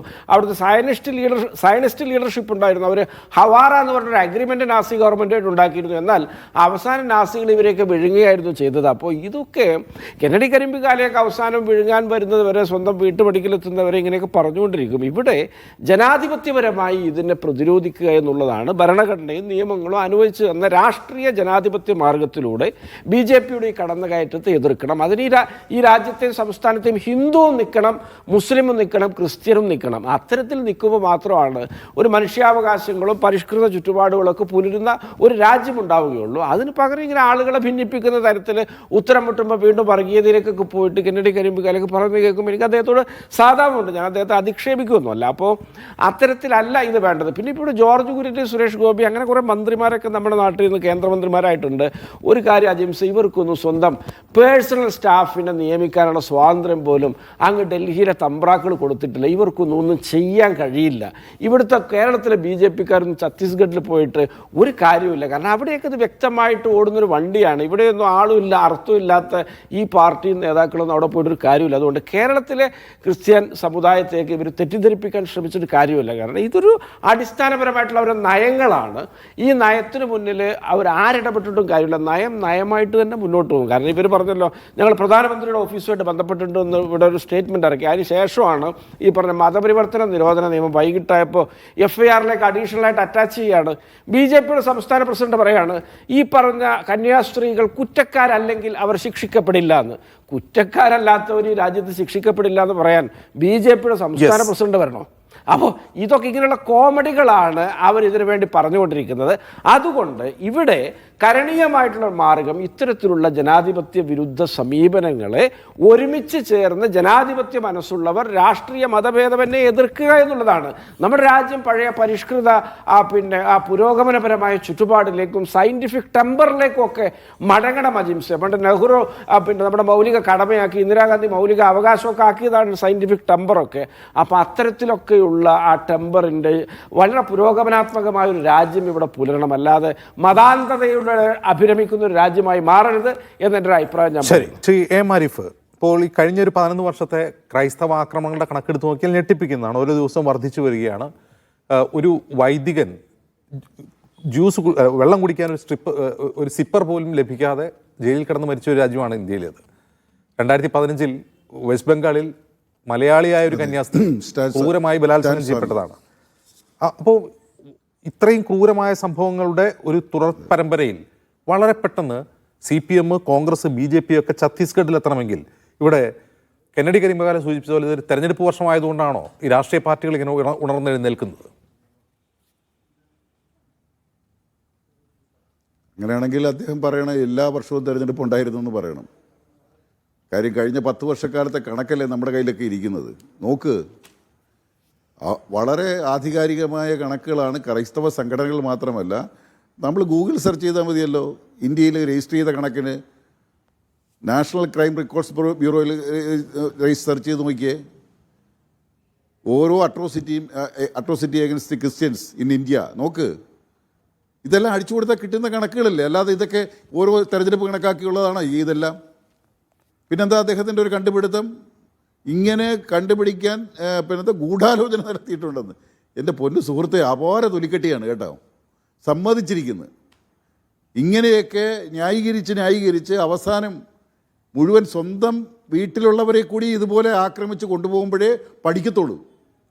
ഇത്തരക്കാർ, ഇങ്ങനെയുള്ള ആളുകൾ, സ്ഥിതിയാണ് ആരോട് പരാമർശിക്കപ്പെട്ടതുപോലെ ഇത്തരക്കാരെ ഇങ്ങനെയുള്ള ഈ ക്രൂരമായ ഫാസിസ്റ്റ് ആക്രമണങ്ങൾ വരുമ്പോൾ അതിനെ ന്യായീകരിക്കാൻ ആക്രമണത്തിന് വിധേയമാകുന്ന സമൂഹത്തിൽ നിന്നുള്ള ആളുകളെ വല്ലാത്ത തോതിൽ പണം കൊടുത്തോ മറ്റെന്തെങ്കിലും കൊടുത്തോ സ്വാധീനിച്ചോ ഒക്കെ അവരെ കൊണ്ട് വർത്തമാനം പറയിപ്പിക്കുന്നത് ഇവരുടെ ഒരു നയമാണ്, ഇത്തരത്തിലുള്ള തന്ത്രങ്ങളാണ്. ഇതൊരു രാഷ്ട്രീയ അജണ്ടയാണ്, നമ്മൾ മനസ്സിലാക്കണം. അത് പ്രഖ്യാപിക്കപ്പെട്ടിട്ടുള്ളൊരു നാടാണ് ഇവിടെ. അത് മാറ്റിവെച്ചിട്ട് കാര്യമുണ്ടോ? ഇന്ത്യയിൽ ആരൊക്കെയാണ് രാഷ്ട്രവിരുദ്ധർ, ദേശവിരുദ്ധർ എന്ന് അടയാളപ്പെടുത്തിയിട്ടുള്ള ഒരു പ്രസ്ഥാനമാണ് സംഘപരിവാർ. അതിൻ്റെ പ്രത്യയശാസ്ത്ര പ്രചാരകനായ ബഹുമാനായ ശ്രീ ഗുരുജി, ഞാൻ ബഹുമാനം എന്ന് ചേർത്തത് അദ്ദേഹം ഒരു പ്രസ്ഥാനത്തിൻ്റെ നേതാവായിരുന്നുകൊണ്ടാണ്. ഇത് ഗുരുജി ഗോൾവക്കർ എഴുതി വെച്ചിട്ടുണ്ട് 19, 20, 21 അധ്യായം. എൻ്റെ കയ്യിലുണ്ട് ആ പുസ്തകം, വേണമെങ്കിൽ ഇപ്പോൾ വായിച്ച് കേൾപ്പിക്കാം. അതിനകത്ത് ഇന്ത്യയുടെ ആഭ്യന്തര ശത്രുക്കൾ ആരൊക്കെയാണ്? 1 മുസ്ലിങ്ങൾ, 2 ക്രൈസ്തവർ, 3 കമ്മ്യൂണിസ്റ്റുകൾ. ഇടക്കാലത്ത് വിജയദശമി നാളിൽ ബഹുമാനപ്പെട്ട സർസംഘ് ചാലക് പറയുകയുണ്ടായി 3 M ആണ് കുഴപ്പം എന്ന് പറഞ്ഞിട്ട് മാറ്റിയിട്ടുണ്ട്. ഈ അനുബന്ധ സംഘടനയുണ്ടല്ലോ, സംഘപരിവാർ ദത്തുപുത്രന്മാരായി എടുത്തു വളർത്തുന്ന BDJS അങ്ങനെ പോലുള്ള സംഘടനകൾ, അവരൊക്കെ ഇപ്പോൾ കേരളത്തിൽ മാത്രം ഒരു മുദ്രാവാക്യം വെച്ചിട്ടുണ്ട്, നായാടി മുതൽ നസ്രാണി വരെ മതിയെന്ന്, ബാക്കിയുള്ളവരാരും വേണ്ടെന്ന് പറഞ്ഞിട്ടുണ്ട്. പക്ഷേ അനങ്ങിയിട്ടുണ്ടോ അവരാരെങ്കിലും ഈ പ്രശ്നത്തിൽ? ഇപ്പോൾ ഓടി അങ്ങോട്ട് പോകുന്നത് എന്ന് പറഞ്ഞു കഴിഞ്ഞാൽ, കേരളത്തിൽ തിരഞ്ഞെടുപ്പ് വരുന്നു, പാർലമെൻറ്റ് തിരഞ്ഞെടുപ്പ് വന്നപ്പോൾ കേക്കും കിരീടവും ഒക്കെ ആയിട്ട് കൊണ്ട് നടന്ന് പല തരത്തിലുള്ള ചെപ്പടി വിദ്യകളൊക്കെ കാണിച്ചു. അതിൻ്റെ ഒരു ആവർത്തനമാണ് ഇവിടെ. കേരളത്തിൽ കൂടി ഇവിടെ നമ്മുടെ ജനസംഖ്യാനുപാതികമായി നോക്കിയാൽ ക്രൈസ്തവരും മുസ്ലിങ്ങളുമൊക്കെ അഖിലേന്ത്യാ ശരാശരിയല്ല ക്രൈസ്തവർ കേരളത്തിൽ. അപ്പോൾ അവരെ കൂടി പിടിച്ചുകൊണ്ട് എങ്ങനെയെങ്കിലും കേരളത്തിലെ ഭരണം അട്ടിമറിച്ച് വന്നാൽ ബാക്കി കാര്യം ഞങ്ങൾ നോക്കിക്കോളാം എന്ന നിലയിലാണ്. അധികാരത്തിൽ വന്നു കഴിഞ്ഞാൽ പിന്നെ എന്താ സംഭവിക്കുന്നതെന്ന് ഓരോ സ്റ്റേറ്റിലെയും പറയാം. ഈ വർഷം നടന്ന ജനുവരിയിൽ നടന്നത്, ഓരോന്ന് മാർച്ച്, അതുപോലെ ഏപ്രിൽ മധ്യപ്രദേശിലെ മലയാളി ക്രൈസ്തവ പുരോഹിതനെ തല്ലിച്ചതച്ചു. മാർച്ച് 16 ഡൽഹിയിൽ ക്രിസ്ത്യൻ പള്ളി ആക്രമിച്ചു. 25 ഏപ്രിൽ 5 ഒഡീഷയിലെ പള്ളിയിൽ കയറി വൈദികരെ മർദ്ദിച്ചു പോലീസ്. ഏപ്രിൽ 5 ചണ്ഡീഗഡിൽ ദുഃഖവെള്ളിയാഴ്ച അവധി എടുത്തു കളഞ്ഞു. ഓരോന്നെടുത്ത് നോക്ക്. ഹരിയാനയിൽ ഏറ്റവും ഒടുവിൽ ഒരു പാവം ബ്രാഹ്മണ ചെറുക്കനെയാണ് കൊന്നത്. മുസ്ലിമാണെന്ന് പറഞ്ഞ് കൊല്ലുകയാണ്. അവൻ മാട്ടിറച്ചി ഉപയോഗിച്ചെന്നോ എന്തോ പറഞ്ഞ് തല്ലിക്കൊല്ലുന്നു ആൾക്കൂട്ടം. തല്ലിക്കൊന്നു കഴിഞ്ഞ് 18 വയസ്സ് മാത്രമുള്ള ഒരു ബ്രാഹ്മണ ചെറുക്കനാണ്. തല്ലിക്കൊന്നു കഴിഞ്ഞപ്പോൾ അറിയുന്നത് അയാൾ ബ്രാഹ്മണനാണ്, പിന്നീട് അറിയുന്നത്. എന്നിട്ട് ഇവരെല്ലാം കൂടെ പോയി ആ വീട്ടിൽ ചെന്ന് മാപ്പ് ചോദിക്കുന്നു. ഒന്ന് ആലോചിച്ച് നോക്കിക്കേ, എന്താ ഈ രാജ്യത്ത് നടക്കുന്നത്? അതിനെല്ലാം ന്യായീകരിക്കാൻ ഇതുപോലുള്ള ആളുകൾ, ശ്രീമതി കെന്നഡിയെ പോലുള്ള ആളുകൾ ഉള്ളതാണ് നമ്മുടെ രാജ്യത്തിൻ്റെ ഏറ്റവും വലിയ ദുരന്തം. ഇതിങ്ങനെയുള്ള ഇത്തരത്തിലുള്ള സംഭവങ്ങളെ ശക്തമായി നമ്മുടെ കേരളത്തിൽ കാണുന്നുണ്ട്. എന്തെല്ലാം അഭിപ്രായ ഭിന്നതകളുണ്ട്. ഞാനിപ്പോൾ മതപരിത്വ നിയമമോ മറ്റു കാര്യങ്ങൾ കോൺഗ്രസ്സുകാരുമായിട്ട് ഞങ്ങൾക്ക് അഭിപ്രായ വ്യത്യാസമുണ്ട്. അത് ഞങ്ങളെക്കുറിച്ച് അവർക്കും ഉണ്ടാകാം. പക്ഷെ ആ തരം തർക്കത്തിലേക്കല്ലല്ലോ നമ്മളിപ്പോൾ പോകുന്നത്.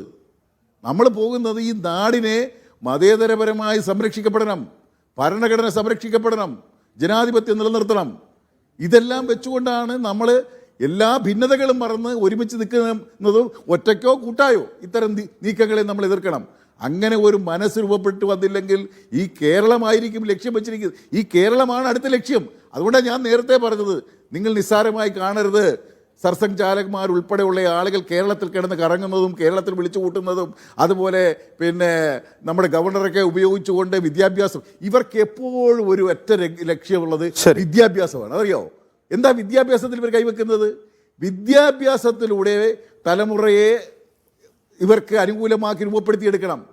അതിന് വിദ്യാലയങ്ങൾ തുടങ്ങുക മാത്രമല്ല, വിദ്യാലയങ്ങളിൽ ഇവരുടെ തരത്തിലുള്ള ഇന്നത്തെ പ്രസ്താവനയെല്ലാം വായിച്ചു നോക്കിയാൽ നിങ്ങൾ, ജ്ഞാനസഭയിലെ പ്രസ്താവനകളെല്ലാം ഇന്നത്തെ പത്രങ്ങളെല്ലാം അച്ചടിച്ച് വന്നിട്ടുണ്ടല്ലോ. അച്ചടിച്ച് വരാത്ത ഒത്തിരിയുണ്ട്. ആ അച്ചടിച്ച് വന്നത് മാത്രം എടുത്തു വെച്ച് നോക്കിക്കേ. നമ്മൾ ഇന്ന് പഠിച്ചുകൊണ്ടിരിക്കുന്ന സയൻറ്റിഫിക്കായ വിദ്യാഭ്യാസം ഒന്നും തന്നെ ശാസ്ത്രീയ വിദ്യാഭ്യാസമേ അല്ല. സനാതന വിദ്യാഭ്യാസം, നമ്മുടെ പൗരാണിക വിദ്യാഭ്യാസം, കൊണ്ടുപോകണം എന്ന് സമർത്ഥിക്കുകയാണ്. ശരി ഫാദറാജി, ഇവിടെ കെന്നഡി പറയുന്നത് ഇപ്പൊ ഒരു ഇലക്ഷൻ സമയമാണ്. അപ്പൊ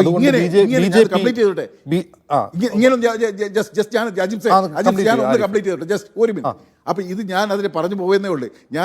എനിക്ക് ഏറ്റവും അടുത്ത് അറിയാവുന്നതാണ് ലീന ഫ്രാൻസിസിന്റെ മതിലകം ആശുപത്രിയിലെ ഞങ്ങളുടെ വളരെ വേണ്ടപ്പെട്ട ഒരു ഇത്രയും നിർമ്മലമായ നല്ല എന്തോ പറയുക, ഒരു മാടപ്രാവിനെ പോലെ നിഷ്കളങ്കമായ ഒരു സിസ്റ്ററാണ്. എനിക്ക് നേരിട്ട് അറിയാവുന്ന ആ സിസ്റ്ററിൻ്റെ നമ്പർ വരെ എൻ്റെ ഫോണിലുണ്ട്.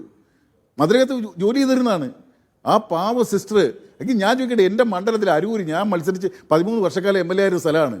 അവിടെ എന്തുമാത്രം സ്ത്രീകളാണ് അവിടുത്തെ ഈ കുട്ടികൾ 10, 17, 18, 17, 19 വയസ്സുള്ള 18 വയസ്സുള്ള ഒരുപാട് കൊച്ചു പെൺകുട്ടികളാണ് അവിടുത്തെ ശാലകളിലെല്ലാം ഈ സംസ്കരണശാലകളിൽ ജോലി ചെയ്യുന്നത്. നമ്മുടെ ഈ കേരളത്തിൽ എടുത്തു നോക്കിയാൽ ഒരു 90% പിന്നെ ബ്യൂട്ടി പാർലറിൽ ജോലി ചെയ്യുന്നതെല്ലാം എവിടെയുള്ളവരാണ്? പെൺകുട്ടികൾ കേരളത്തിലുള്ളവരാണോ? നിങ്ങൾ നോക്കൂ. അതെല്ലാം മറ്റ് സംസ്ഥാനങ്ങളിൽ നിന്ന്, ഹിമാചൽ പ്രദേശിൽ നിന്നും മറ്റു സ്ഥലങ്ങളിൽ നിന്നും എല്ലാം വന്ന് ചെയ്യാണ്. ഇതെല്ലാം മനുഷ്യക്കടത്തായി ചിത്രീകരിക്കാൻ തുടങ്ങിയാൽ ആരെ പിടിച്ച് ജയിലിടും? ഈ കേരളത്തിലെ മുഴുവൻ സ്ഥാപനങ്ങളുടെ ഉടമകളെ പിടിച്ച് ജയിലിടുമല്ലോ. അങ്ങനെയാണെങ്കിൽ ഇതൊക്കെ സംഭവിച്ചുകൂടാതെയില്ല. ഇതിനൊക്കെ ഇവർക്ക് നമ്മുടെ ഓരോ സ്ഥലത്തും അവർ നാഷണൽ ഇൻവെസ്റ്റിഗേഷൻ ഏജൻസിയുടെ ഓഫീസ് കൊച്ചിയിലില്ലേ? അവർക്ക് നേരിട്ട് ഇപ്പോൾ സംസ്ഥാനങ്ങളോട് ചോദിക്കണമെന്നൊന്നുമില്ല. ഏതൊരു കേസും അവർക്ക് എടുക്കാം. അതിനനുസരിച്ച് നിയമം ഉണ്ടാക്കി വെച്ചിരിക്കുക. ഈ നിയമങ്ങളെല്ലാം കൂടി ചേർന്ന് നാട് കുട്ടിച്ചോറാക്കും. ഞങ്ങൾ അതുകൊണ്ടാണ് പറയുന്നത്. അതുകൊണ്ട് ഇപ്പോൾ ഏതൊരു കേസിനും ആര് ജാമ്യം മൂവ് ചെയ്താലും ജാമ്യം കിട്ടാവുന്ന വകുപ്പാണോ? നോൺ ബെയിലബിൾ ഒഫൻസ് ഇട്ട് അവരെ പെടുത്തിയേച്ചും പറയുകയാണ് ജാമ്യം മൂവ് ചെയ്യാത്തില്ലാത്തതുകൊണ്ടാണ് കിട്ടാത്തത്. അങ്ങനെ പെട്ടെന്ന് കിടന്നാൽ ജാമ്യം കിട്ടുമോ? ജാമ്യം കൊടുക്കഴിഞ്ഞാൽ റിജക്റ്റ് ചെയ്യും, മജിസ്ട്രേറ്റ് കോടതി റിജക്റ്റ് ചെയ്യും. പിന്നെ അപ്പീൽ കോടതി പോകണം, ജില്ലാ കോടതി പോകണം. ജില്ലാ കോടതിക്ക് മനസ്സുകൊണ്ടേ തരും. കോടതിയിലിരിക്കുന്ന പലരുടെയും മനോഭാവം എന്താണെന്ന് കൂടി ഈ കോടതി പറയാതിരിക്കാൻ നിർവാഹമില്ലല്ലോ. കോടതി പോലും എങ്ങനെയാണ് പെരുമാറുന്നതെന്ന് നമുക്ക്, അവിടെയാണ് ഏക ആശ്രയം നമുക്ക്. അവിടെ പോലും നമുക്ക് പ്രതീക്ഷിക്കാൻ വക നൽകാത്ത തരത്തിലുള്ള പലതുമാണ് സംഭവിച്ചുകൊണ്ടിരിക്കുന്നത്. ചില ജഡ്ജിമാർ തന്നെ പറയുകയാണ്, നിങ്ങൾ പിന്നെ പോയി ഭാഗവതം വായിച്ചിട്ട് വാ, അല്ലെങ്കിൽ നിങ്ങൾ പിന്നെ മനുസ്മൃതി വായിക്കുക എന്നൊക്കെ നിഷ്കർഷിക്കുന്ന രൂപത്തിലേക്ക് രാജ്യത്തിൻ്റെ നീതിന്യായ വ്യവസ്ഥയിൽ പോലും ഇടപെടൽ ഉണ്ടാവുകയില്ലേ? അപ്പോൾ ഇതെല്ലാം നമുക്ക് വലിയ ആശങ്കയോടുകൂടി കാണുന്ന ഒരവസ്ഥയാണ് നമ്മുടെ രാജ്യം നേരിടുന്നത്. ഈ നേരിടുന്ന ഈ അവസ്ഥയെ സംബന്ധിച്ച് എല്ലാവരും ഒരുപോലെ ഒറ്റക്കെട്ടായി നിന്നുകൊണ്ട് തെരഞ്ഞെടുപ്പ് സമയമായതുകൊണ്ട് രാജ്യം ഭരിക്കുന്ന BJP അവരുടെ സംഘപരിവാർ സംഘടനകളെ പഠിപ്പിക്കണം ഇങ്ങനെ എന്ന് പറയുന്നു.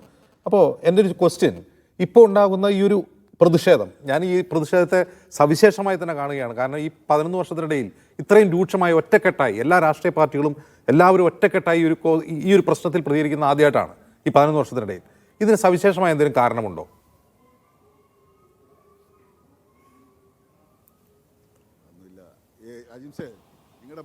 ഫാദറാജി, നിങ്ങളുടെ മാധ്യമത്തിന്റെ ഇത് എടുത്തു കളഞ്ഞപ്പോൾ ഞങ്ങൾ എല്ലാം കൂടെ ഒറ്റക്കെട്ടായിട്ട് അവിടെ.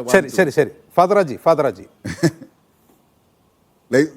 യെസ്, ഓക്കെ, ചോദ്യം ഒന്നും കൂടി പറയാവാ. അതായത് ഈ 11 വർഷം നമ്മൾ പറഞ്ഞല്ലോ എത്രയധികം ആക്രമണങ്ങൾ മലയാളികളായ വൈദികർക്കും നഴ്സുമാർക്കും എതിരെ, സിസ്റ്റർമാർക്കും എതിരെ തന്നെ ഉണ്ടായിട്ടുണ്ട്. പക്ഷെ അപ്പോഴൊന്നും ഈ രാഷ്ട്രീയമായ ഒരു പ്രതിഷേധം ഉണ്ടായിട്ടില്ല. ഇപ്പോൾ ഈ വിഷയത്തിൽ അങ്ങനെ ഉണ്ടാകുന്നത് കെന്നഡി പറയുന്ന പോലെ ഇതൊരു തെരഞ്ഞെടുപ്പ് സമയമായതുകൊണ്ടാണോ? ഈ കഴിഞ്ഞ ഈസ്റ്റർ വീക്കിൽ ദുഃഖ വെള്ളിയാഴ്ച ഡൽഹിയിൽ കുരിശിൻ്റെ വഴി നിഷേധിച്ചു. അപ്പോൾ ഇലക്ഷൻ ഉണ്ടായിരുന്നു. അതിനു മുമ്പ് ഈ ഛത്തീസ്ഗഡിൽ തന്നെ ഒരു സിസ്റ്ററിനെ, ഒരു പ്രിൻസിപ്പളിനെ, മലയാളിയായ സിസ്റ്ററിനെ അവർ അറസ്റ്റ് ചെയ്തു. അന്നിവിടെ ഇലക്ഷൻ ഉണ്ടായിരുന്നു. ജബൽപൂരിലെ ഫാദേഴ്സിനെ അവർ ആക്രമിച്ചു. അന്ന് ഇലക്ഷൻ ഉണ്ടായിരുന്നു. അതുപോലെ തന്നെ ഒഡീഷയിൽ ബെറാംപൂരിൻ്റെ അടുത്ത് കോർദ റോഡ് റെയിൽവേ സ്റ്റേഷനിൽ സിസ്റ്റേഴ്സിനെ അവർ ആക്രമിച്ചു ഒരു ട്രെയിനിൽ വെച്ച്. അപ്പോൾ ഇലക്ഷൻ ഉണ്ടായിരുന്നു. നമ്മൾ എന്തുകൊണ്ടാണ് ഈ കാര്യങ്ങളിലെ ഇലക്ഷന്, വോട്ട് അല്ലെങ്കിൽ രാഷ്ട്രീയം ആ രീതിയിൽ കാണുന്നത്? നമുക്ക് എന്തുകൊണ്ട് നമ്മുടെ ഭാരതത്തിലെ മനുഷ്യരായിട്ട് കണ്ടുകൂടാ? എത്രമാത്രം ഒരു മോശമായ ചിന്തയാണ്, ക്ഷമിക്കണം ആ വാക്ക് ഉപയോഗിക്കുന്നതിൽ. അങ്ങനെയൊക്കെയാണോ ചിന്തിക്കേണ്ടത്? ഇവിടെ നടക്കുന്ന കാര്യങ്ങളൊക്കെ നമ്മുടെ കൺമുൻപിലില്ലേ ഈ ആക്രമണങ്ങൾ നടക്കുന്നത്? 1-2 ആക്രമണങ്ങളാണോ നടക്കുന്നത്? 3400ഓളം ആക്രമണങ്ങളാണ് ക്രിസ്ത്യൻസിനെതിരെ മാത്രം 2014 മുതൽ 25 വരെ നടന്നിരിക്കുന്നത്. ഈ കണക്കുകളൊക്കെ നമ്മുടെ ഇവിടെ ഉണ്ടെന്നേ. ഒന്ന് ചിന്തിച്ച് നോക്കിക്കേ. ഇത് ക്രിസ്ത്യൻസിനെതിരെ മാത്രമല്ല, നമ്മുടെ ഇവിടെ മുസ്ലിം സഹോദരങ്ങൾക്കെതിരെയും ദളിതർക്കെതിരെയും ആദിവാസികൾക്കെതിരെ നടക്കുന്ന ആക്രമണങ്ങൾ ഇത്രമാത്രം മാധ്യമങ്ങളിലേക്ക് വരുന്നില്ല. അത് മറ്റൊരു കാര്യം. ക്രൈസ്തവ സമൂഹം കുറച്ചും കൂടി സംഘടിതമായതുകൊണ്ട് ആക്രമണങ്ങളൊക്കെ കൃത്യമായിട്ട് അത് നോട്ട് ചെയ്ത് വെക്കുന്നുണ്ട്. യുണൈറ്റഡ് ക്രിസ്ത്യൻ ഫോറം കൃത്യമായിട്ട് ഇതെല്ലാം അതിനൊരു ഏജൻസി ഉള്ളതുകൊണ്ട് അറിയപ്പെടുന്നതാണ്. ഒരു കാര്യം ഞാൻ പറയാം. ഒരാൾ വിളിച്ചു പറയുകയാണ്, ഈ മനുഷ്യൻ്റെ കയ്യിൽ മാട്ടിറച്ചി, പശുവിറച്ചിയാണോ സംശയമുണ്ട്. പെട്ടെന്ന് കുറേ ആളുകൾ കൂടി വരികയാണ്. കൂടി വന്നിട്ട് അവരെ ഉപദ്രവിക്കുകയാണ്. ഇങ്ങനത്തെ എത്ര കേസുകൾ അവിടെ ഉണ്ടായത്. അതുപോലെ തന്നെ അറസ്റ്റ് ചെയ്യുന്ന മനുഷ്യരെ പെട്ടെന്ന് തന്നെ അവർക്ക് ശീഘ്രനീതിവാദം, ബുൾഡോസർ രാജ്, അവരുടെ വീടുകൾ പെട്ടെന്ന് തകർത്ത് കളയുന്നു. ഈ ഇന്നാള് മാട്ടിറച്ചി ഉണ്ട് എന്ന പേരിൽ ഒരു മനുഷ്യനെ ഉപദ്രവിച്ച് കൊന്നു, ലിഞ്ചിങ് നടത്തി. എന്നിട്ട് പിന്നീട് മനസ്സിലായത് അദ്ദേഹത്തിൻ്റെ ഫ്രിഡ്ജിലുണ്ടായിരുന്ന മാംസം എന്തായിരുന്നു? അത് ആട്ടിറച്ചിയായിരുന്നു. ഈ സിസ്റ്റർമാർ, ഇപ്പം ഒരു സിസ്റ്റർ ഉടുപ്പിട്ട് പോകുമ്പോൾ തന്നെ വിളിച്ചു പറയുകയാണ് ഇതാണ്ട് ഹ്യൂമൻ ട്രാഫിക്കിംഗ്. ഉടനെ ആളുകൾ ഒരുമിച്ച് കൂടുകയാണ്. പെട്ടെന്ന് 50ഓളം ആളുകൾ അവിടെ എത്തുന്നു. അവർ ആൾക്കൂട്ട വിചാരണ നടത്തുന്നു.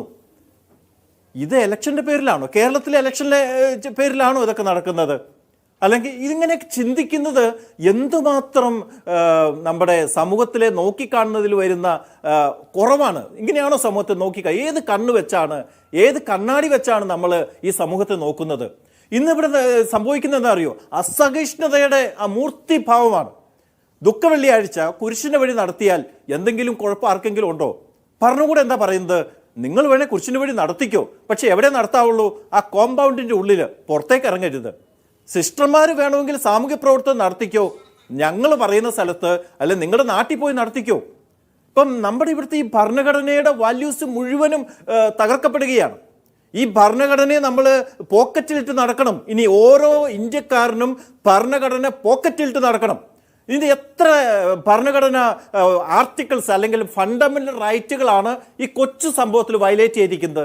ഒന്ന് ശ്രദ്ധിച്ചു നോക്കിയേ.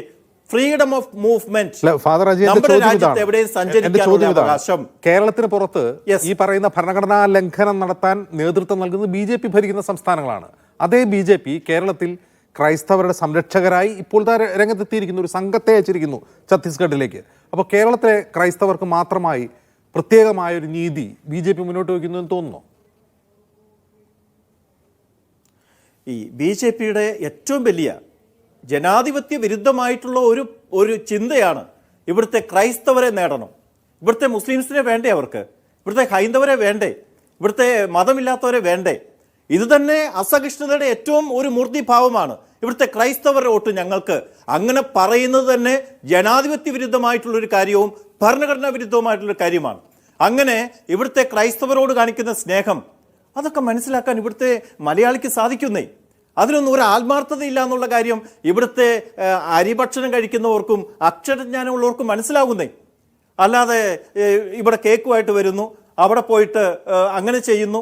അപ്പം ഈ കേരളത്തിൽ വിഷം കലക്കി ഇവിടെ പ്രശ്നമുണ്ടാക്കി സമുദായങ്ങളെ തമ്മിൽ തല്ലിച്ച് അതിൽ നിന്ന് നേട്ടം കൊയ്യാനുള്ള ശ്രമം ആര് നടത്തിയാലും അതിവിടെ വിജയിക്കാൻ പോകുന്നില്ല.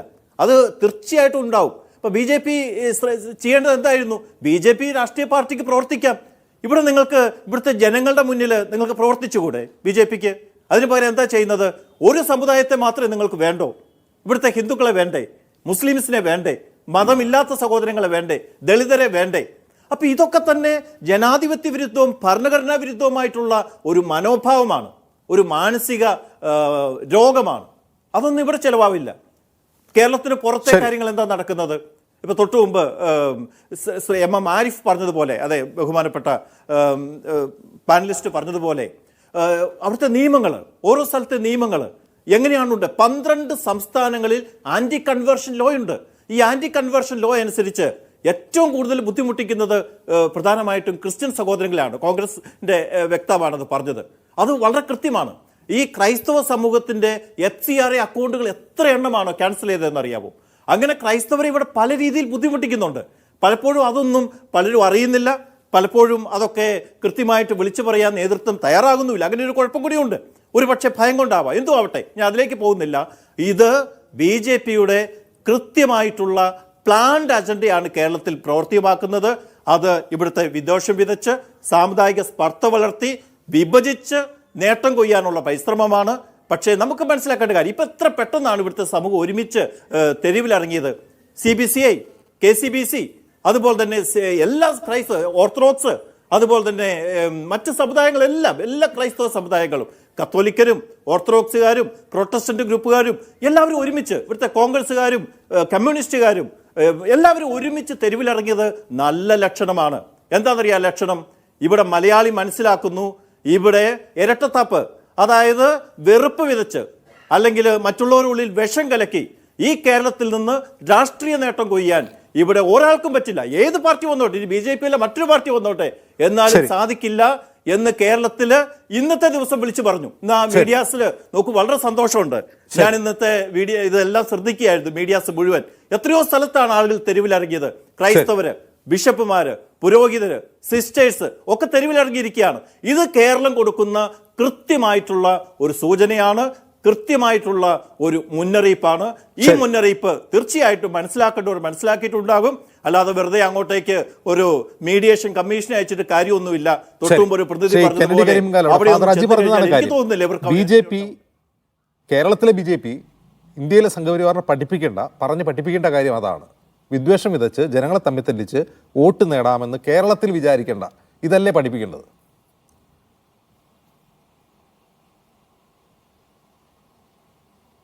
ആരോടാണ് Ajim sir? Kennedy. Okay. Ajim sir, ഞാൻ ഈ ഒരു വിഷയമായിട്ട് വേറിട്ടാണെങ്കിൽ ഞാൻ ഒരു അവസരം കിട്ടിയപ്പോൾ പറയുകയാണ്. നമ്മുടെ നിമിഷപ്രിയയുടെ വിഷയത്തിൽ കാന്തപുരം മുസ്ലിയാർ ഇടപെട്ടു എന്ന് നമ്മൾ മനസ്സിലാക്കുന്നു. അനുകൂലവും പ്രതികൂലവുമായിട്ടൊക്കെ എല്ലാ മാധ്യമങ്ങളും പലതും കാണുന്നുണ്ട്. ഞാൻ ഒരു എന്നെ 4 പേർ അറിയുന്ന ഒരു സമുദായവുമായി ബന്ധപ്പെട്ട ആളെന്നുള്ള നിലയിൽ ഞാൻ നെഞ്ചിൽ കൈവച്ച് ആത്മാർത്ഥത്തോടെ പറയട്ടെ, അദ്ദേഹം അതിനകത്ത് ഇടപെട്ടു എന്ന് മനസ്സിലാക്കുന്നു. ഒരു ജീവന്റെ വില മനസ്സിലാക്കിക്കൊണ്ട് ഇടപെട്ടതിൽ അദ്ദേഹത്തെ കടപ്പാട് അറിയിക്കുന്നു. ഞാൻ ഇനി ഈ വിഷയത്തിലേക്ക് വരാം. ഇപ്പം അജിയച്ഛൻ അവിടെ ഇരുന്നുകൊണ്ട് പറഞ്ഞു ഇലക്ഷൻ വർഷം മാത്രമാണോ ഇങ്ങനെയെന്ന്. അച്ഛോ, കേരളം മാത്രമാണ് അച്ഛൻ സംസ്ഥാനമായിട്ട് കണ്ടിട്ടുള്ളത്. 10-30 സംസ്ഥാനമുണ്ട് ഇന്ത്യയിൽ.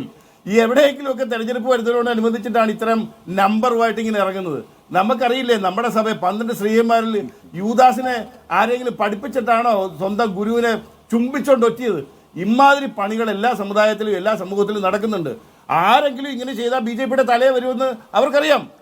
പിന്നെ മനസ്സിലാക്കുന്നില്ല. ബജ്രംഗ് ദൾ എന്ന സംഘപരിവാറിന്റെ സംഘടന ക്രൈസ്തവരെ ആക്രമിക്കുന്നു എന്ന് ഉറപ്പിച്ച് പറയാൻ പോലും കെന്നഡിക്ക് കഴിയുന്നില്ല. അവരത് പുസ്തകത്തിൽ എഴുതി വെച്ചിട്ടുള്ളതാണ്. ഞാൻ ഉറപ്പിച്ചു പറയുന്നു, ആക്രമിക്കപ്പെട്ടത് ക്രൈസ്തവരെ തന്നെ, കന്യാസ്ത്രീകളെ.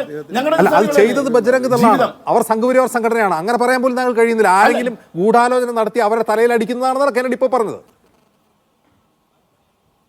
അങ്ങനെ ആവാനുള്ള സാധ്യത ഞാൻ കാണുന്നുണ്ടെന്നാണ് ഞാൻ പറഞ്ഞത്. ഒരു ഉദാഹരണം, ഏതെങ്കിലും ചരിത്രത്തിൽ എപ്പോഴെങ്കിലും അങ്ങനെ ആരെങ്കിലും ചതിച്ച് BJPയുടെ തലയിൽ കൊണ്ടുപോയി ചാർത്തിയ ഒരു ഉദാഹരണം പറയാമോ? അങ്ങനെ സാധ്യതയുണ്ടെന്ന് പറയുമ്പോൾ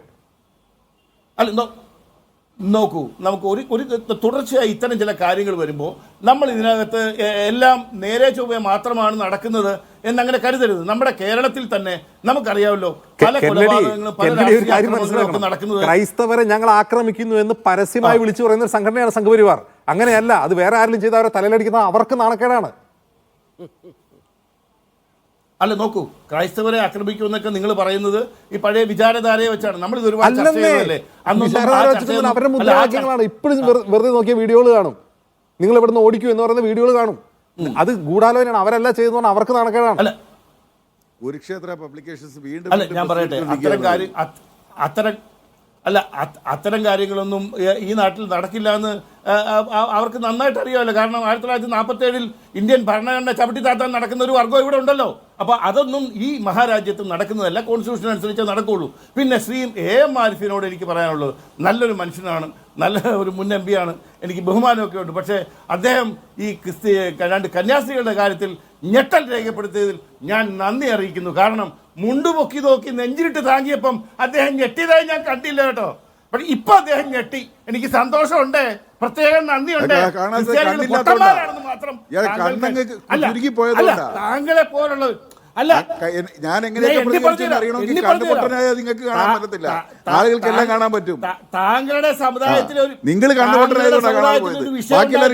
ചാടി താങ്കളുടെ അങ്ങനെ ഓരോരുത്തരെയും സമുദായവൽക്കരിച്ച്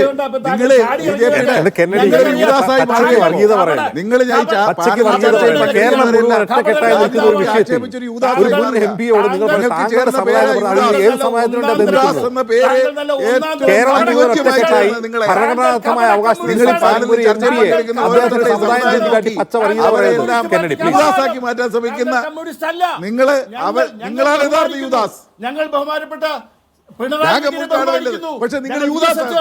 ഞാൻ കമ്മ്യൂണിസ്റ്റാണ് വല്ലത്, പക്ഷെ നിങ്ങൾ ഒന്നാന്തരം യൂദാസാണ്. കപട വ്യക്തിത്വം. താങ്കൾ കമ്മ്യൂണിസവുമായി ഇല്ലാത്ത താങ്കളാണ്. താങ്കൾ കമ്മ്യൂണിസത്തിന് അപമാനമാണ്. നിങ്ങൾ ഒന്നാന്തരം യൂദാസാണ്. പേര് ഉച്ചരിക്കരുത്. പരസ്യമായി അങ്ങോട്ടും ആരോപണം ഉണ്ടെങ്കിൽ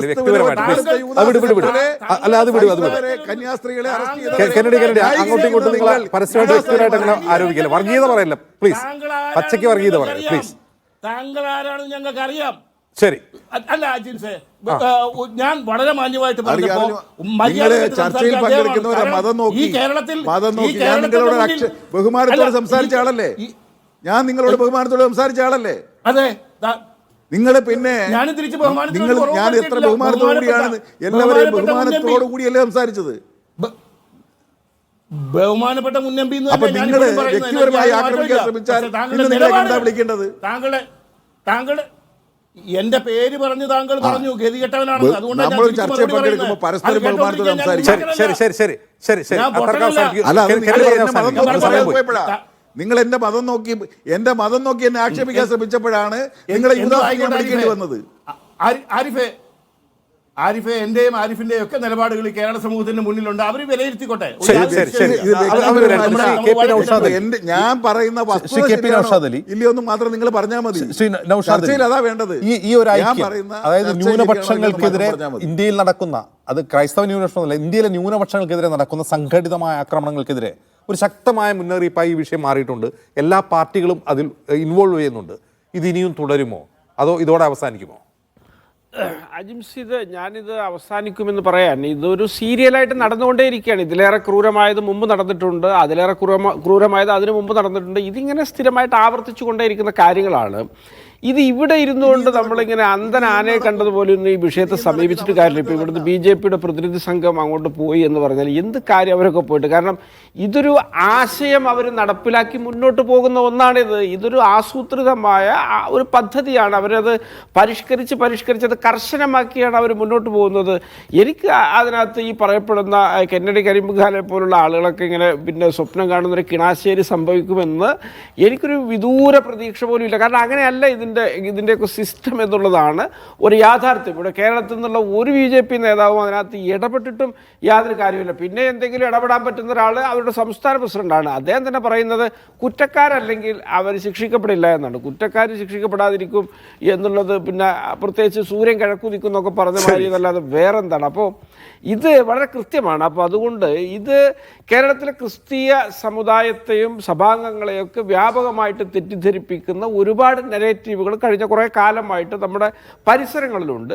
ഞാൻ മനസ്സിലാക്കുന്നത് ക്രിസ്തീയ സമുദായം വലിയ ഉത്ബുദ്ധതയും വലിയ പ്രബുദ്ധതയുമുള്ള ആളുകളാണ്. അവർ വളരെ കൃത്യമായിട്ട് ഈ രാഷ്ട്രീയ സാഹചര്യങ്ങളൊക്കെ വിലയിരുത്തും. അവരൊരു ഉചിതമായ തീരുമാനത്തിൽ എത്തിച്ചേരുമെന്നൊരു പ്രത്യാശ എനിക്കുണ്ട്. അപ്പോൾ ഈ കെന്നഡി പോലെയുള്ള ആളുകളൊക്കെ ഇങ്ങനെ പറഞ്ഞുകൊണ്ടിരുന്നിട്ടോ അല്ലെങ്കിൽ BJP ഛത്തീസ്ഗഡിലേക്ക് അയച്ച അവരുടെ പുതിയൊരു ക്രിസ്ത്യൻ നേതാവൊക്കെ തലകുത്തി മറിഞ്ഞിട്ട് യാതൊരു കാര്യമില്ല. കാരണം ഇതൊക്കെ ചിന്തിക്കുന്നവനൊക്കെ വളരെ കൃത്യമായിട്ട് കാര്യങ്ങൾ മനസ്സിലായിട്ടുണ്ട്. അവരതിനനുസരിച്ച് രാജ്യത്തെ ഭരണഘടനാ തത്വങ്ങൾ മരവിപ്പിച്ചുകൊണ്ട് ന്യൂനപക്ഷങ്ങൾക്കെതിരെ സംഘടിതമായ ആക്രമണം നടക്കുമ്പോൾ ഈ ഒരു ഐക്യം എല്ലാവരിലും ഉണ്ടാകട്ടെ എന്ന് ആഗ്രഹിക്കുകയാണ്. വളരെ നന്ദി ശ്രീ നൗഷാദ് അലി, ശ്രീ ആരിഫ്, കെന്നഡി കരിമ്പുകാല, ഫാദർ അജി പുതിയ പറമ്പിൽ.